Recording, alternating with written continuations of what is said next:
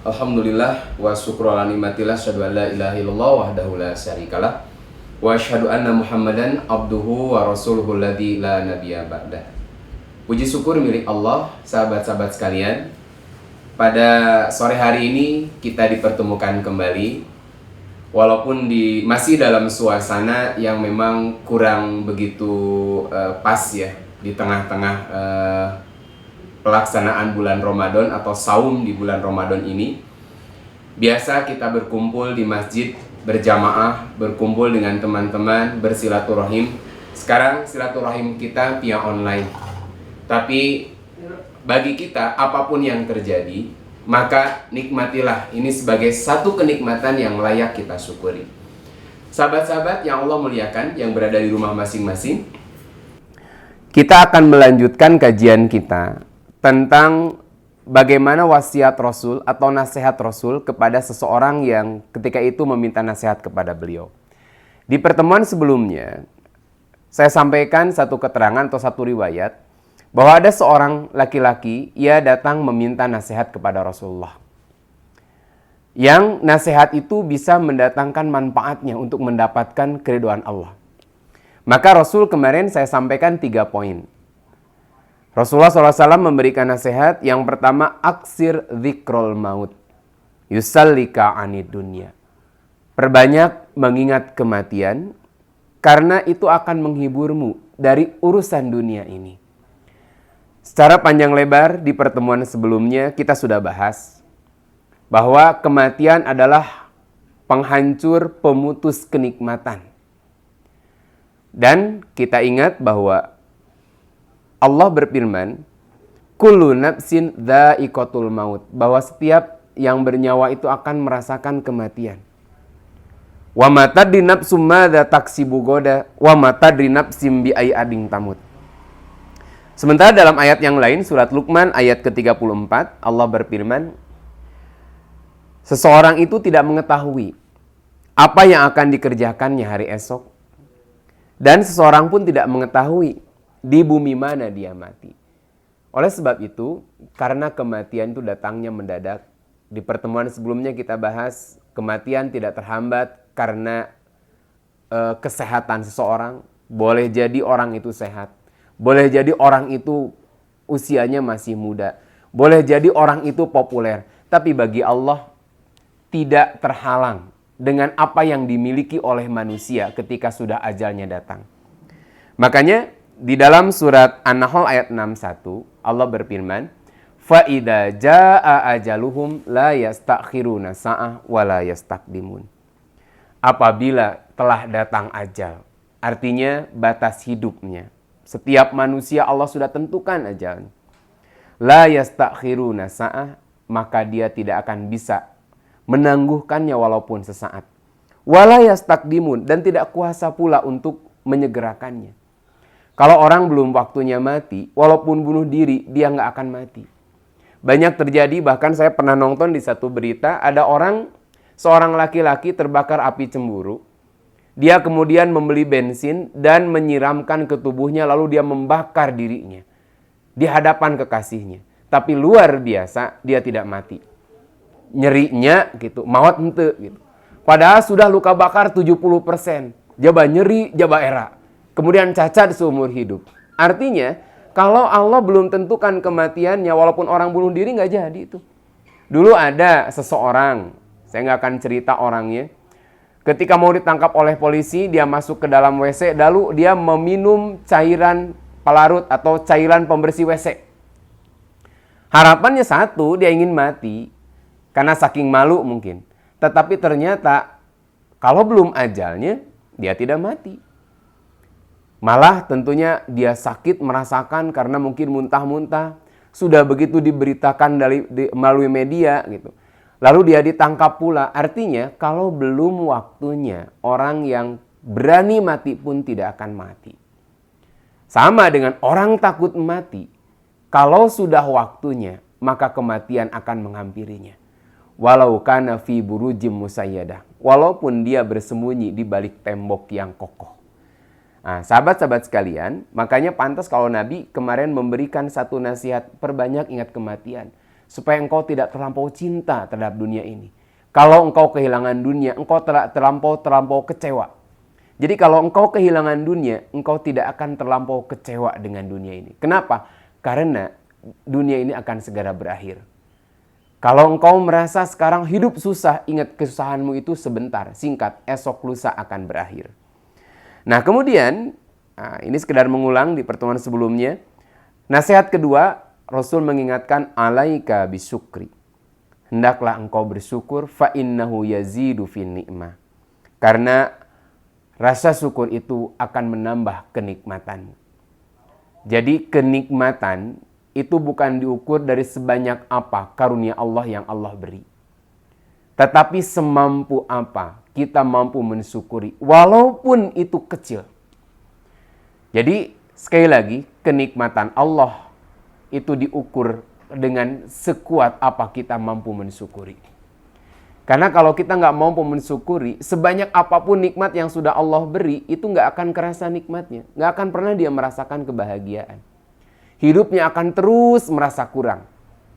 Ketika ukurannya adalah dia ingin banyak dan nggak mampu mensyukuri. Tapi ketika ada orang yang walaupun secara hidup dikatakan dia miskin, tapi dia hidupnya tenang. Kenapa? Karena nikmat yang ada dia mampu mensyukurinya.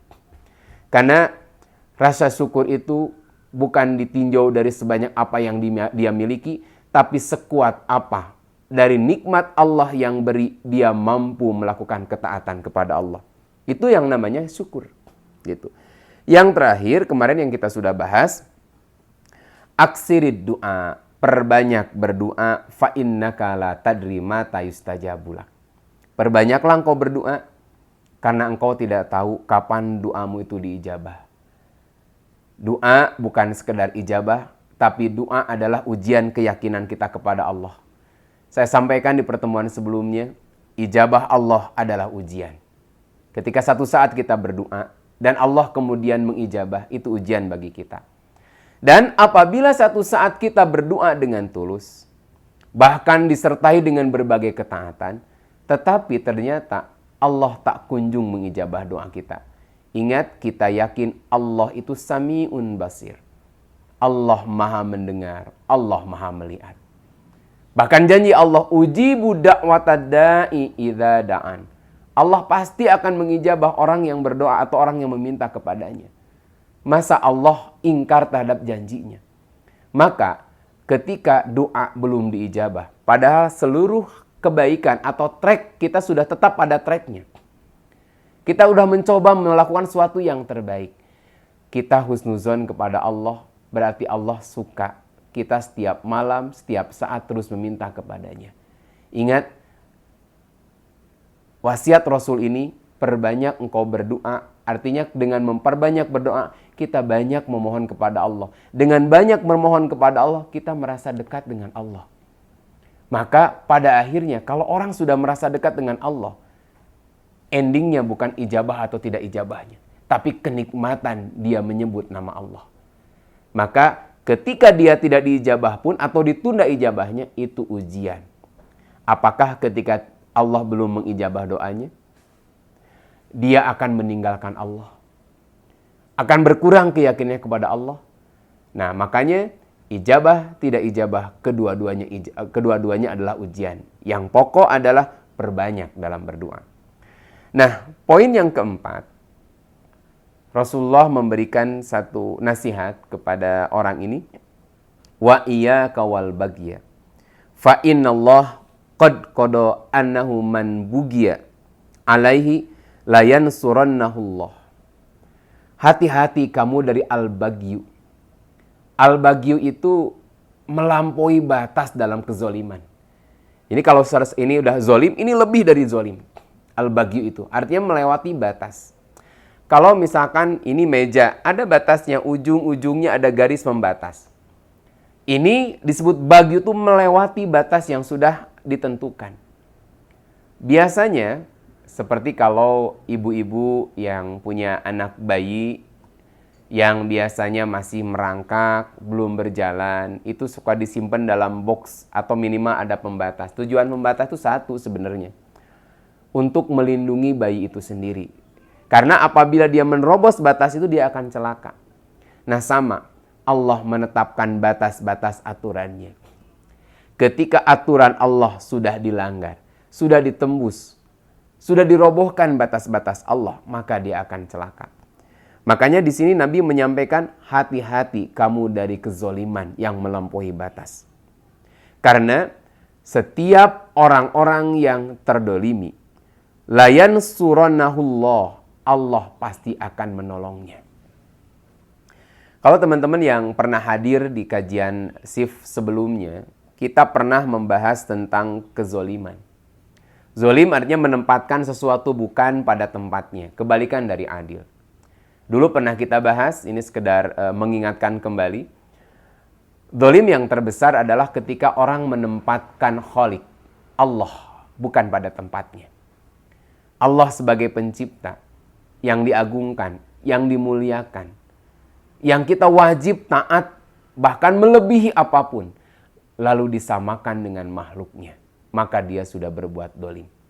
Makanya ada dosa yang ketika dia mati, dan dia belum bertobat terhadap dosa ini, Allah tidak akan mengampuni. Dosa apakah itu? Dosa syirik, yaitu menyekutukan Allah. Menyekutukan Allah artinya menyamakan makhluk Allah dengan Allah. Maka pantas kalau di dalam surah Luqmanul Hakim pernah memberikan nasihat kepada putranya, ya bunayya la tusyrik billah, inna syirka la dzulmun adzim. Wahai anakku, jangan engkau syirik kepada Allah, jangan engkau menyekutukan Allah, menyamakan Allah dengan makhluknya. Kenapa? Inna syirka la dzulmun adzim. Karena menyekutukan Allah itu satu kezoliman yang sangat besar. Kenapa disebut zolim? Di awal disebutkan karena dia menyamakan Allah dengan makhluknya. Artinya merendahkan Allah serendah-rendahnya. Karena makhluk itu rendah dibandingkan dengan Khalik. Tapi Al-Khalik, Allah disamakan dengan makhluknya. Berarti dia menghinakan Allah, meningkatkan makhluk ciptaan Allah yang rendah dan yang hina ini. Makanya kedoliman terbesar ketika orang melampaui batas, menjadikan manusia atau menjadikan makhluk Allah sebagai sesuatu yang dianggungkan, menyamai dengan Allah. Maka pantas kalau ulama mengingatkan ketika seorang, contoh saja, orang menyebut demi Allah, demi Rasulullah. Seolah-olah asa datar-datar aja gitu. Ketika orang menyebut, saking ingin dipercaya sumpahnya dia mengatakan, demi Allah, demi Rasulullah. Padahal kalau kita coba simak ya, komentar para ulama, itu termasuk syirik. Dari mana bentuk syiriknya? Menyamakan Nabi yang merupakan makhluk Allah dengan Allah. Padahal kan seorang Nabi, Nabi itu orang yang mulia, kekasih Allah. Tapi dalam urusan sumpah, tetap tidak boleh menyamakan makhluk Allah dengan Allah. Menyamakan Nabi Muhammad dengan Allah sendiri. Ya Allah itu adalah Al-Khaliq. Nabi Muhammad bagaimanapun mulianya, tetap beliau adalah seorang makhluk. Maka itu contohnya diantaranya bentuk kezoliman. Apalagi hal yang lain gitu. Dia lebih percaya kepada cincinnya, akan mendatangkan keberkahan gitu. Bahkan ada yang percaya seseorang bisa mendatangkan madorot dan manfaat.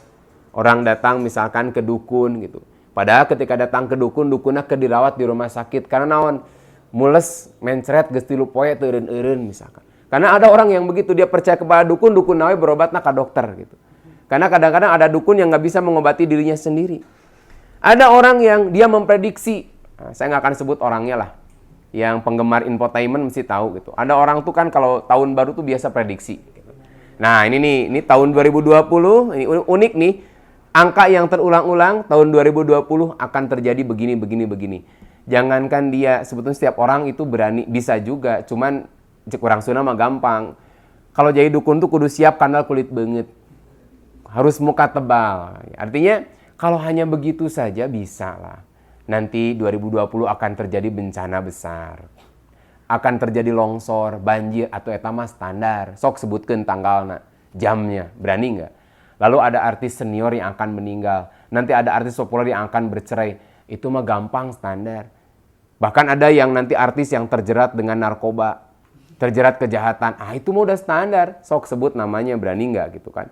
Nanti coba tebak-tebakan, kalau pas atau tidak. Nah ini juga pertaruhan gitu. Tapi ternyata kadang-kadang orang yang bisa menebak atau bisa meramalkan orang lain, dia nggak bisa meramalkan dirinya sendiri. Saya masih ingat dulu ketika zaman masih sekolah itu, lewat jalan-jalan di, kalau tidak salah di daerah alun-alun lah gitu. Itu suka ada yang meramal pakai kartu. Dia suka nanya, "Cep, bade diramal?" Kadang-kadang ada yang meramal pakai kartu, ada yang membaca garis tangan. Dibaca teman saya, wah iya mah bakal pijadian iya gitu. Saya nyeletuk aja, "Mang, boleh nggak dibayar pakai ramal lagi?" gitu. Mang ramal saya ngeramal Mang gitu. Jadi impas, saya nggak punya uang, tapi dibayar pakai ramalan lagi. Saya juga meramalkan, Mang dalam beberapa menit ke depan akan berpindah dari tempat ini, saya bilang. Bahkan tidak akan menunggu waktu lama. Saya bilang begitu, karena saya tahu ketika lewat tibum ke operasi, sigana iya kebagian bakal diamankan. Ternyata betul, tidak sampai 10 menit tibum datang dan dia kemudian membereskan lapaknya dan dia pergi. Nah artinya, orang kadang dia bisa meramalkan nasib orang lain, tapi sebenarnya dia tidak bisa meramalkan nasibnya sendiri. Nah, bahkan sebetulnya ramalan dia pun belum tentu benar, karena Allah itu yang maha tahu. Kalau orang yang meramal salah, lalu kita awalnya percaya bukan salah tukang ramal, salah kita yang percaya. Maka ini bentuk kedoliman pertama. Yang kedua, bentuk kedoliman yang dulu pernah kita bahas adalah mendolimi diri sendiri. Kita mendengar ada doa yang sering dikumandangkan. Kalau dulu di masjid-masjid tuh enak tuh ya. Kabayang asal di tengah sawah itu. Doa Nabi Adam yang Robbana dolamna anfusana. Dulu mah dilakukan Robbana ya Robbana dolamna anfusana gitu. Dengan lagu khusus itu. Asawara ra'as lah kalau dengar doa ini. Robbana dolamna anfusana. Ya Tuhan kami, Rabbana dolamna, kami sudah mendolim anfusana, diri kami sendiri. Yang dimaksud mendolim diri kami sendiri bukan memukul-mukul diri sendiri sebenarnya. Bukan sekedar orang merusak tubuhnya sendiri. Tapi ketika dia melakukan maksiat, bagyu, artinya melampaui batas aturan Allah. Dia melakukan maksiat kepada Allah, sebenarnya dia sudah mendolimi dirinya sendiri. Kenapa? Dia akan membiarkan tubuh yang ia sayangi saat ini kelak akan menjadi bahan bakarnya api neraka. Nah berarti dia mendoliminya dia sendiri. Setiap kemaksiatan artinya dia sudah mencampakkan dirinya sendiri ke dalam jurang kebinasaan. Makanya pantas kalau Quran mengingatkan wala tulku biaidikum ila tahlukah. Jangan campakkan dirimu kepada kebinasaan. Sahabat-sahabat yang Allah muliakan, yang terakhir, kedoliman pada orang lain. Nah ini yang terberat. Rasul mengingatkan melalui hadis ini, annahu man bugia alaihi, siapa orang yang didolimi itu, layan suronahullah, maka Allah akan menolongnya. Saya baca di dalam tafsir Al-Misbah lah. Ini yang kalau yang versi bahasa Indonesia ada beberapa tafsir yang seneng saya baca. Selain ada tafsir Al-Misbah, tafsir Al-Azhar, juga tafsir yang mudah itu tafsir UII. Bukan mudah memahaminya, mudah macanya karena bahasa Indonesia gitu. Beliau mengartikan al-bagyu tadi melampaui batas dalam kezoliman. Ada yang spesifik al-bagyu itu adalah kezoliman kepada Allah, yaitu syirik. Tapi Imam Asy-Sya'rawi, beliau mengartikan al-bagyu itu adalah segala bentuk kedurhakaan. Seperti orang yang sengaja menggali lubang di jalan yang dilalui orang. Atau membuang limbah ke sungai yang kemudian mencemari sungai dan merugikan banyak orang. Sehingga al-bagyu selain tadi makna yang pertama yaitu syirik, makna yang kedua menurut beliau adalah setiap aktivitas yang menyebabkan sesuatu menjadi tidak baik. Segala aktivitas yang menyebabkan sesuatu menjadi tidak baik padahal sebelumnya baik. Jadi sesuatu menjadi tidak baik padahal asalnya itu baik. Bisa jadi mungkin kondisi saat ini dibalik apakah COVID-19 gitu. COVID-19 ini Apakah ini bagian dari konspirasi? Bagian dari kejahatan? Wallahu a'lam, kita tidak tahu. Tapi ingat, kalau ini bagian dari satu rencana jahat. Misal, saya juga nggak menerka-nerka, misalnya, kalau ini adalah bagian dari konspirasi, sesuatu yang sengaja dibuat, kita udah kerasa banget. Sesuatu yang asalnya baik, normal, menjadi tidak baik. Dari mulai yang terkecil saja. Seorang suami, aman-aman saja, tiap bulan penghasilan biasa, alhamdulillah terpenuhi kebutuhan keluarganya. Gara-gara wabah ini, dia diberhentikan dari tempat kerjanya. Lalu kemudian penghasilan dia sudah tidak ada. Sehingga berefek kepada sekolah anaknya, kehidupannya sehari-hari. Para pedagang yang biasanya omsetnya mungkin jutaan, sekarang jangankan jutaan, dapat puluhan ribu saja susah. Karena sekarang ditutup. Belum lagi mungkin profesi-profesi yang lain, termasuk profesi atau bukan profesi ya, tugas para ustadz, para khotib sekarang. Di mana asalnya kajian rame, masjid penuh, berjamaah, bahkan saya masih ingat sekali ketika awal-awal diberlakukan, kalau sekarang namanya PSBB ya. Kalau dulu zaman sekecil saya PSBB ya, kalau sekarang tuh PSBB ya. Ya istilahnya jalan tengah dari lockdown, karena nggak berani gitu lockdown, ambillah PSBB. Ada seorang DKM masjid yang menangis ketika diwawancara. Kenapa? Saya bertahun-tahun berusaha untuk menjadikan masjid ini makmur. Bahkan alhamdulillah masjid ini dari awalnya satu saf pun tidak penuh, sekarang sudah sampai keluar safnya. Tapi sekarang sedih. Kenapa? Karena masjid ini ditutup. Karena menyebarnya COVID-19. Istilahnya menang susah payah lah. Dia sudah susah payah mencoba memakmurkan masjid ini, akhirnya masjid ini rame. Nah sekarang harus seperti ini. Belum tentu setelah wabah ini akan kembali seperti semula. Ini kata beliau. Samalah kalau yang terdampak teman-teman, apalagi di SIP ini 10 hari terakhir. Walaupun saya nggak pernah ikut, tapi saya memantau di rumah itu mengadakan Qiyamul Lail, apalagi ketika misalkan gurunda kita Ustadz Hanan Ataki yang memimpin, atau tahun kemarin tuh dahsyat, banyak qori-qori muda yang menjadi imam di Masjid Al-Latif. Jamaahnya sampai bukan hanya di masjid tapi sampai di luar masjid. Sebegitu dahsyatnya. Tapi sekarang saya lewat Masjid Al-Latif saja melihat portal di depan saya sedih. Makanya kadang kalau kita coba pakai apa ya, narasi orang yang nggak sabar mungkin ya. Narasi orang yang nggak sabar mungkin. Atau narasi orang yang mencoba suudon lah dikit lah. Kenapa kok bandara dibuka, terminal-terminal dibuka, mal diperbolehkan, pasar rame, boleh tengoklah di pasar rame berjubel biasa-biasa. Maka banyak yang bertanya, kapan masjid boleh dibuka? MUI Jawa Timur sudah mengusulkan gitu. Nah, ini mohon maaf nih masuk Bapau. Aduh.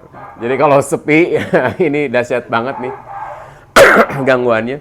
Jadi MUI kalau tidak salah saya baca MUI Jawa Timur tuh udah mengusul nih, nanya nih kapan masjid ini mulai dibuka. Ini kalau kita pakai narasi yang ada timbul rasa suuzon, timbul apa mungkin karena ketidaksabaran. Tapi ya istilahnya kalau kita coba pakai kesabaran, bersabarlah untuk tetap diam di rumah supaya bisa cepat ke masjid. Jadi ini banyak hal-hal yang mungkin narasi kegalauan, kegelisahan. Kenapa? Karena terdampak, masjid terdampak pula. Tadi saya sampaikan di awal, kalau ini sengaja dibuat, betapa besar dosa yang akan ditanggung oleh orang ini. Karena bukan hanya di Indonesia. Lihat Mekah, Madinah pun terdampak. Sedih melihat Ka'bah yang biasanya jutaan orang memakmurkan. Apalagi di 10 hari terakhir. mungkin saya belum pernah ke sana. Tetapi saya suka melihat cerita teman-teman yang pernah iktikaf di sana, ternyata luar biasa. Sampai nggak menemukan space yang nyaman gitu untuk bisa duduk-duduk dengan nyaman di Masjidil Haram, saking penuhnya. Luar biasa. Tapi karena COVID-19 ini, jangankan memakmurkan Masjidil Haram bentuknya Qiyamul Lail atau Tarawih atau Qiyamul Ramadan. Bahkan konon katanya, Idul Fitri yang di hadapan mata kita pun sekarang mungkin bisa jadi nggak bisa dikerjakan sebagaimana tahun-tahun sebelumnya. Nah, tadi kembali, apabila ini sengaja memang disebarkan oleh orang.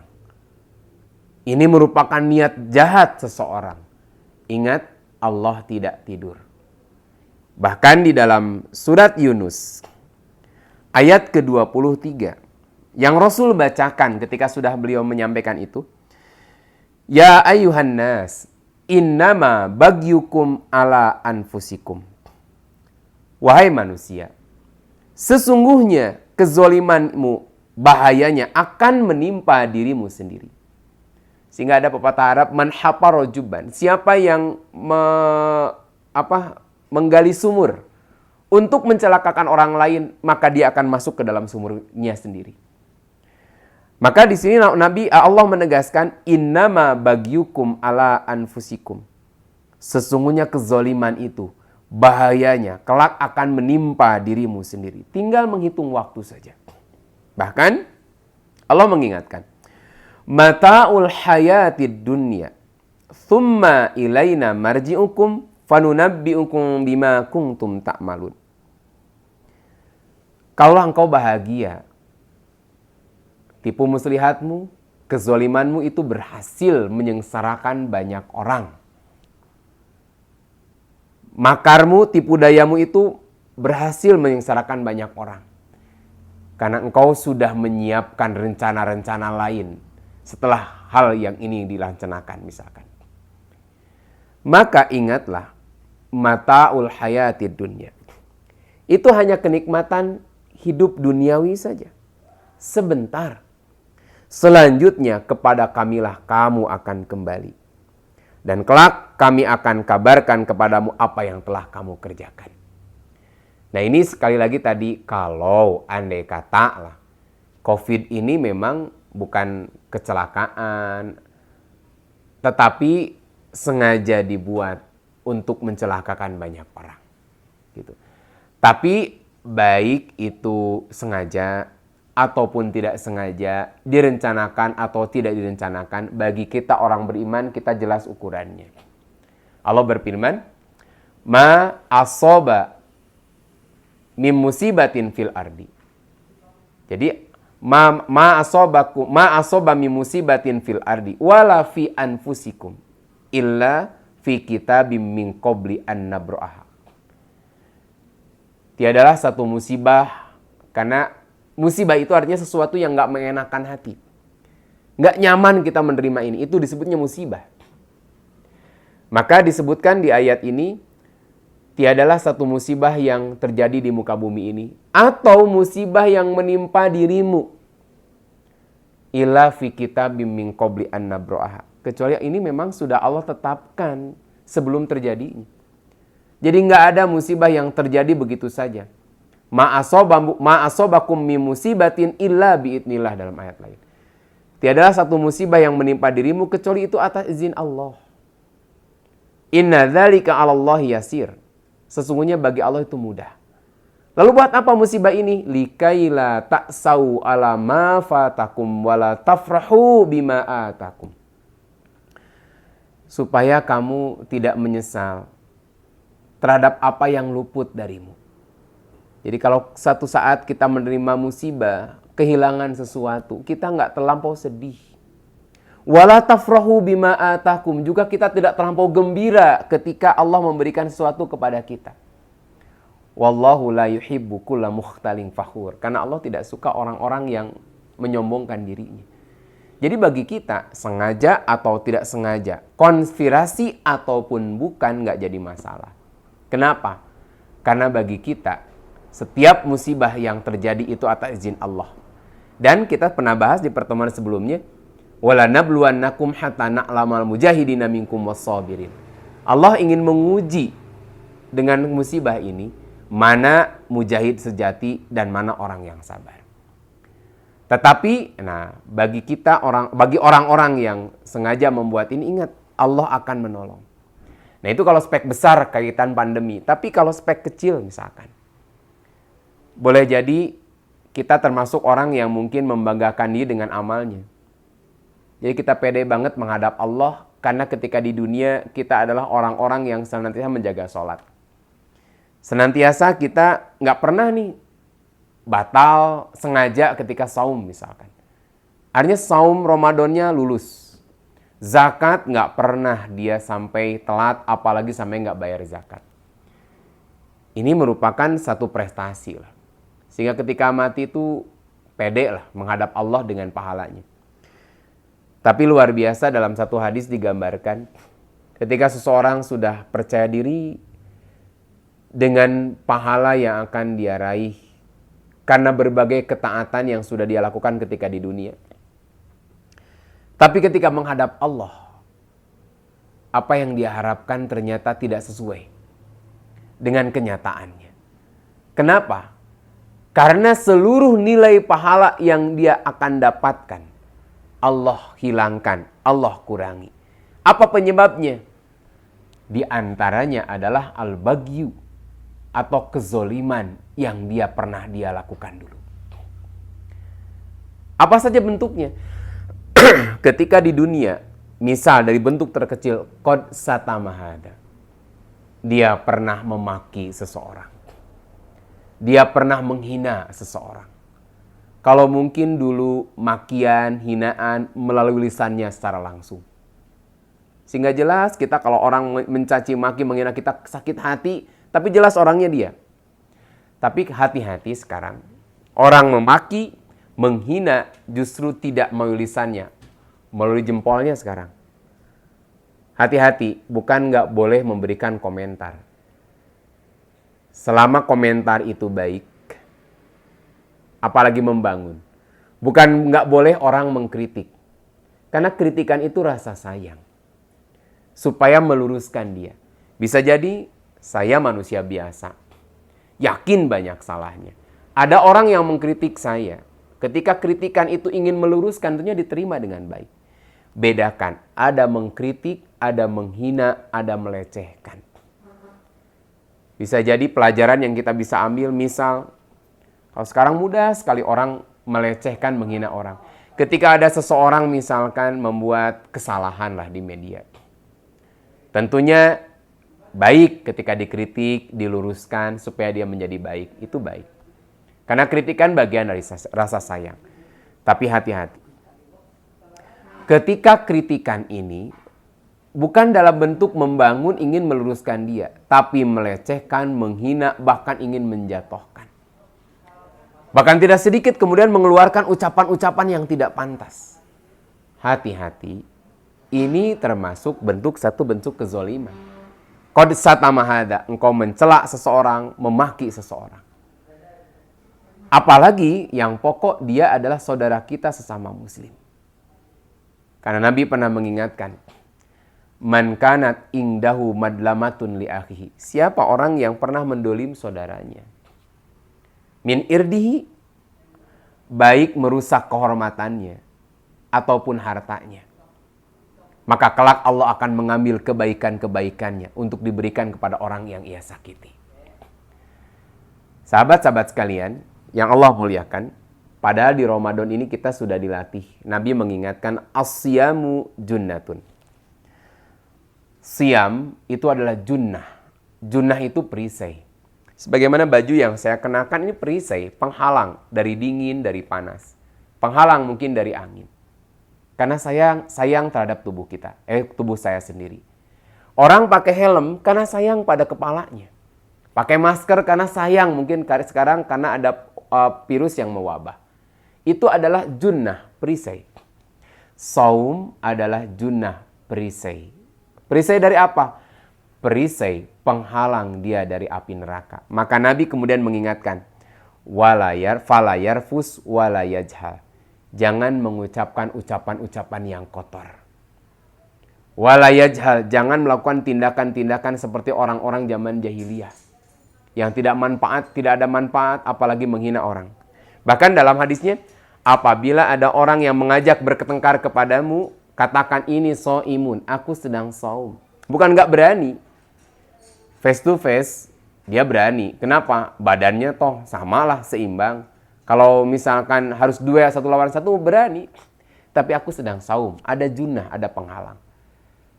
Bahkan ada satu kalimat unik yang saya sering ulang-ulang di kajian SIP ketika Ramadan yang lalu.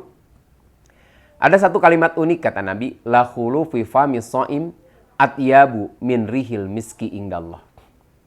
Bau mulut orang yang saum lebih wangi daripada kasturi. Ini jangan gagal paham, bukan berarti nggak boleh sikat gigi gitu. Sehingga ada istri yang nggak sikat gigi atau suami nggak sikat gigi, kemudian dihahkeun ke istrinya sampai bau gitu. Lalu suaminya protes, mah meni bau-bau teuing. Ari papa makana tuh sering atuh ke kajian. Lihat tuh hadisnya. Bau mulut orang yang saum lebih wangi daripada kasturi. Lamun kasturi bauna siga kitu, hoream masuk surga. Karena nggak enak bauna gitu. Padahal keterangan itu adalah bau mulut orang yang saum lebih wangi daripada kasturi, bukan bau mulut harti dohir. Karena dia meninggalkan makan dan minumnya karena Allah. Catat di ujung hadisnya, indallah. Bau mulut orang yang saum lebih wangi daripada kasturi bukan di sisi suami. Bukan di sisi istri. Anggar we bau di sisi suami dan istri. Tapi di sisi Allah. Allah hargai karena dia meninggalkan lapar dan dahaganya yang menyebabkan bau mulutnya. Allah hargai dengan pahala. Bahkan disebut ana adzibihi, aku yang akan langsung memberikan pahalanya. Kenapa? Karena asyamuli, saum itu buat aku. Bukankah di saum kita dilatih mengendalikan lidah kita? Mengendalikan telinga kita, mata kita. Supaya tidak keluar hal-hal yang tidak pantas. Apalagi dalam hadis yang lain.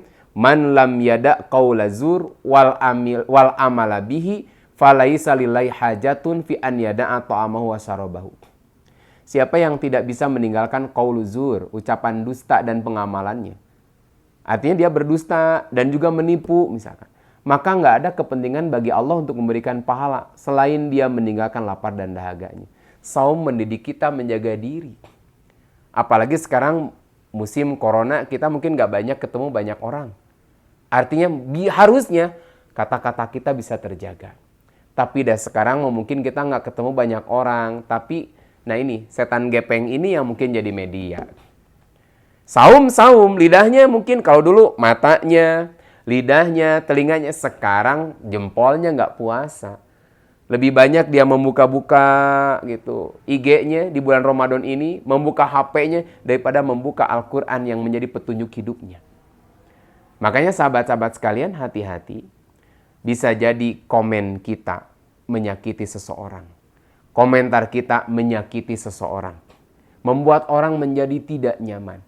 Bukankah al-baghyu itu satu aktivitas yang menyebabkan tidak baik asalnya itu baik. Maka hati-hati dengan komen-komen kita. Bukan nggak boleh mengkritik, bukan nggak boleh menegur, bukan nggak boleh meluruskan, tapi cara yang terbaik itu yang harus kita tempuh. Mengkritik itu boleh, tetapi lakukan dengan cara yang baik. Karena berbeda mengkritik dengan menjatuhkan, mengkritik dengan menghina, mengkritik dengan melecehkan, apalagi mencela. Mungkin dia salah, tetapi dia perlu diingatkan, bukan untuk dihina, dicela, dan dihinakan. Nah, sahabat-sahabat sekalian, hati-hati. Kita sering rajin sholat, tapi komentar kita nggak pernah terjaga. Saum mungkin oke, tamat dari fajar sampai maghrib, tapi komen kita dari menyakiti orang tidak terjaga. Itu akan juga mengikis habis pahala yang sudah kita kumpulkan. Atau mungkin akhadha mala hadza, dia pernah mengambil harta seseorang dengan cara yang tidak benar. Riba barangkali, atau menipu orang, atau bahasa mungkin pemuda ini darmaji, dahar 5 ngaku hiji gitu. Dibayar, tapi dia ngambil 5, dibayar nama hiji. atau hutang tidak dibayar. Hati-hati, ini bisa jadi satu bentuk kedoliman yang bisa mengikis habis amal soleh kita. Hati-hati nih teman-teman sekalian, kalau kita punya hutang. Saya beberapa hari yang lalu live IG membahas tentang adab seputar utang piutang. Banyak yang nanya, itu ternyata selain problem dari orang yang memberikan pinjaman, juga problem orang yang meminjam. Sampai ada satu kasus, Ustadz, saya pernah meminjam. Tadi kalau tidak salah, ada saya beli kepada seseorang. Kemudian saya bawa uang, tapi ternyata uang saya kebesaran. Gede teuing uangna gitu. Dia nggak bawa uang kecil. Nah, dia nggak punya kembalian. Akhirnya, karena nggak punya kembalian, ya udahlah besok aja. Oke, besok aja. Ternyata apa yang terjadi, besoknya datang orang yang dagang nggak ada. Sampai berhari-hari dia tunggu nggak ada. Ustadz, bagaimana ini? Nah, itulah susahnya saya bilang. Makanya sebaik-baiknya jual beli mending tunai gitu. Kalau memang nggak ada, mending tong jadi melina lah gitu, daripada gitu kayak bingung melacaknya. Atau pinjam dulu lah ke orang yang sekiranya sering ketemu sama kita. Daripada seperti itu berat gitu. Tapi mudah-mudahan karena dia udah itikat baik membayar, Allah pun maha tahu. Tapi minimal contoh kecil saja. Apalagi kalau orang niat nggak bayar. Ingat, 1.000, 2.000 mungkin kecil di mata kita. Tapi ternyata tidak kecil. Allah tetap mencatat utang kita. Ini para mahasiswa yang dulu pernah temayar misalkan. Dulu ada santri, Ustadz bagaimana? Dulu saya waktu mesantren 3 bulan temayar, tapi kemudian saya keluar. Tanya nanti jadi Ustadz, apakah hutang kene itu? Hutang, saya bilang.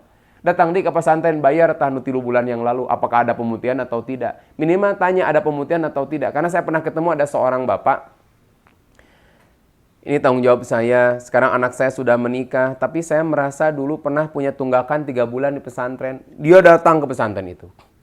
Datang kepada kiai, Pak Kiai, 6 tahun yang lalu anak saya mesantren di sini. Saya masih ingat anak saya 3 bulan temayar, karena turun masa saya kirim. Saya nggak ngerasa pernah, dulu mah usumnya wesel ya, ngirim wesel ke anak saya. Nah, saya minta pemutihan saja, nah, lain dibayar pemutihan, tapi untung kiainya bager. Pak, saya aja udah lupa. Makanya kalau itu memang benar-benar Bapak ada hutang kepada kami, insya Allah hari ini dengan Bapak datang ke sini saya anggap lunas, bebas. Kalau bahasa sekarang lu gue beres. Artinya ada itikat baik lah dia datang. Kenapa?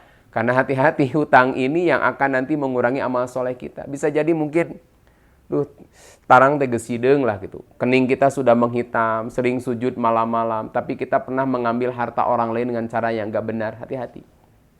Kemudian pernah memukul si Anu. Pernah kemudian menumpahkan darah si Anu. Wah, ini apa lagi? Maka bisa jadi dia rajin tak ibadahnya, sholat, saum, hajinya. Bisa jadi karena bagyun dia, karena kedoliman dia. Allah akan pupus, Allah akan ambil kebaikan-kebaikannya. Sehingga ketika habis kebaikannya, kejelekan orang-orang yang dulu pernah dia sakiti, maka akan ditimpakan kepada dirinya. Maka pantas ini menjadi nasihat Rasulullah yang terakhir, hati-hati dari kedoliman. Karena setiap kedoliman akan kembali pada dirinya sendiri. Minimal, mungkin di dunia, dia pernah dolim tapi di dunia fine-fine aja. Dia meninggal biasa-biasa aja. Dia pernah berdolim kepada si Anu, tapi ketika meninggal biasa-biasa aja. Ingat, Allah kan nggak tidur. Setiap kedolimannya akan menimpa dirinya. Kalau nggak di dunia ini, di akhirat dia akan merasakan. Maka apa hikmah dari balik wasiat Rasulullah ini terkait dengan Ramadan kali ini? Ramadan kali ini kita mungkin jadi lumbung amal kita. Kita dituntut untuk mewujudkan ahsanu amala walaupun di tengah-tengah pandemi corona. Jangan lupakan, kalau kita sekarang fokus mengejar Lailatul Qadar, malam-malam terakhir, dengan sholat qiyamul lailnya, dengan tilawah Qur'annya, dengan kajian ilmunya, luar biasa, mungkin top banget. 10 hari terakhir kita benar-benar disiplin. Karena kita ingin meraih Lailatul Qadar malam 1000 bulan. Tapi jangan lupa, ketika kita sudah meraih segala kesempurnaan ini, ternyata kita hidup di dunia bukan sekedar mengatur hubungan kita dengan Allah saja. Tapi Allah pun mengatur hubungan kita dengan sama manusia. Kalau hak-hak Allah sudah kita penuhi, berbagai ketaatan, sholat, saum, zakat yang sudah kita penuhi. Perhatikan, barangkali kita pernah dolim kepada tetangga kita. Kita punya motor, digerung-gerung, asapnya pogging ke tetangga. Makanya tetangga teh keur moe gendar misalkan. Atau nanti gendar, saya nggak tahu gendar itu bahasa Indonesianya apa ya. Gendar rasa asap motor misalkan. Kita ngegoreng jengkol, mulek ke tetangga, sampai ongkek tetangga teh, tapi nggak berani protes. Dia punya mobil dipanaskan, lalu asapnya kejemuran tetangga. Dia punya pabrik, kemudian limbahnya membaui atau membuat tetangga terganggu. Kan tadi al-baghi itu aktivitas yang menyebabkan tidak baik, padahal sebelumnya itu baik. Tapi tetangga nggak berani ngomong. Karena merasa bahwa kita tetangganya. Tapi kita melakukan itu, menyakiti tetangga. Mereka hanya mengedumel dalam hatinya. Atau bisa jadi kita punya sahabat, ucapan-ucapan kita nyelekit dan kita nggak pernah minta maaf. Atau kita punya, sebagai seorang pemimpin punya bawahan. Kebijakan-kebijakan kita menyengsarakan bawahan kita. Atau bisa jadi, ini ya kalau Pak Jokowi lagi nonton misalnya. Sebagai seorang pemimpin misalkan, ini berat sekali. Saya dahsyat banget menghargai Pak Jokowi, sampai beliau matanya tuh bergantung, sampai sedahsyat itu mungkin perjuangannya. Tapi hati-hati, semakin tinggi jabatan seseorang, kesempatan dolim itu semakin besar. Ketika dia menetapkan kebijakan misalkan, sampai menyengsarakan rakyatnya. Jadi gubernur menetapkan kebijakan, menyengsarakan rakyatnya. Bupati, wali kota, misal gitu. Atau misalkan tadi pembinaan perusahaan. Sampai sakit seorang tuh karena akibat kebijakan itu dia tersengsarakan. Tersakiti. Akibat kebijakan yang mohon maaf tidak adil, cenderung dolim gitu. Karena nggak semua kebijakan itu bisa menyenangkan. Tapi ini memang sengaja, ini kebijakan ini mendolimi rakyatnya. Maka hati-hati, innama bagyukum ala anfusikum. Maka kedoliman itu akan kembali kepada pelakunya. Ingat, bisa jadi ini akan mengikis habis pahala amal soleh yang dilakukan. Maka tidak kurang atau tidak hina rasanya bila kita seorang pemimpin, baik pemimpin di rumah tangga. Saya pemimpin di rumah tangga, nggak hina kalau saya minta maaf ke anak saya karena saya belum menjadi ayah yang baik. Saya sholat tahajud dahsyat. 1 jam, 1 jam setengah. Saya saum dahsyat. Tapi kata-kata saya menyakiti istri saya barangkali. Kata-kata saya menyakiti anak-anak saya. Dan jarang sekali seorang ayah yang meminta maaf kepada anaknya. Maka bisa jadi nanti momen Idul Fitri, bagi kita seorang ayah, nggak selamanya harus begini. Ayo, anak, ayo, bararis ya, salam, kia ya, gitu kan. Rata-rata kita yang tangan kita dibeginikan kepada anak-anak kita. Bisa jadi mungkin dosa anak kita kepada kita nggak kita lo gede, tapi dosa kita ke anak kita yang gede. Maka nggak menjadi hina. Kalau nanti momen Ramadan ini, setelah kita top ibadahnya kepada Allah, sempurnakan, bersihkan dosa-dosa kita terkait dengan sama manusia. Nggak menjadi hina kalau seorang bapak meminta maaf lebih dulu kepada anak-anaknya. Nggak menjadi hina kalau seorang suami meminta maaf terlebih dahulu kepada istrinya. Tidak jadi hina juga seorang pemimpin perusahaan meminta maaf kepada karyawannya. Bukan karyawannya yang datang berbaris menyalami dirinya. Tapi dia yang datang kepada karyawannya menyalami setiap satu persatu. Dia minta maaf sambil menangis. Barangkali selama ini kebijakan saya menyakiti kalian, saya minta maaf. Bisa jadi seorang RT atau wali kota barangkali.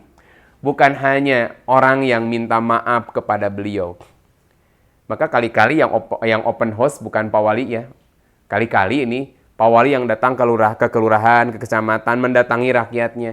Mohon maaf, minta maaf, andai kata kebijakan saya selama ini pernah menyakiti, pernah kemudian menyengsarakan. Saya minta maaf, saya nggak mau di akhirat kelak berat tanggung jawab saya. Menyalami mungkin satu persatu itu dahsyat banget kalau begitu, tapi agak berat gitu. tapi minimal ada statement dia meminta maaf. Makanya ini jadi pelajaran setelah kita sempurna 30 hari mengejar cinta Allah. Maka kejar kecintaan Allah berikutnya dengan kita membersihkan dosa yang terkait dengan sama manusia. Karena ternyata inilah yang kelak bisa mengikis habis mengikis habis amal soleh yang sudah kita kumpulkan selama ini. Baik sahabat-sahabat sekalian, nampaknya sudah jam 5:30 kurang. Sudah cukup bahasan kita kali ini. Mungkin ini juga bahasan yang terakhir di bulan Ramadan ini. Mudah-mudahan di kesempatan yang lain, semoga Allah mempertemukan kita kembali dengan dalam suasana dan kondisi yang lebih baik. Semoga keberkahan Ramadan ini, Allah segera membuat mudik penyakit corona ini ke asalnya, atau makan dihilangkan sama sekali lah gitu. Sehingga semuanya menjadi normal kembali. Semuanya bisa merasakan kenikmatan memakmurkan masjid dan haji di Masjid Ilmu lagi. Dan mudah-mudahan, tapi saya katakan tadi, kita diajarkan Rasulullah, alhamdulillah ala kulli hal. Segala puji milik Allah dalam keadaan apapun. Saya kutip perkataan guru saya. Kalau bahasa Sunda mah, yeuh, hade goreng nuka tarima, Allah mah bener. Baik buruk yang kita rasakan hari ini, ingat Allah itu tetap maha benar. Justru Allah ingin menguji sikap apa yang lahir dari apapun yang Allah tetapkan, baik ataupun buruk. Itu saja mungkin bisa disampaikan. Semoga apa yang disampaikan ada guna dan manfaatnya. Sekali lagi tadi, semoga Allah mempertemukan kita kembali di lain kesempatan, di keadaan yang lebih baik. Mudah-mudahan di sisa waktu yang ada, tinggal sekitar 7 hari lagi, Allah beri kekuatan kepada kita untuk mengisi dengan amal yang terbaik. Dan mudah-mudahan kita semua terpilih termasuk orang-orang yang bisa mendapatkan Lailatul Qadar, malam yang lebih baik daripada 1000 bulan. Aqulu qouli hadza wa astaghfiru wa lakum. Assalamualaikum warahmatullahi wabarakatuh.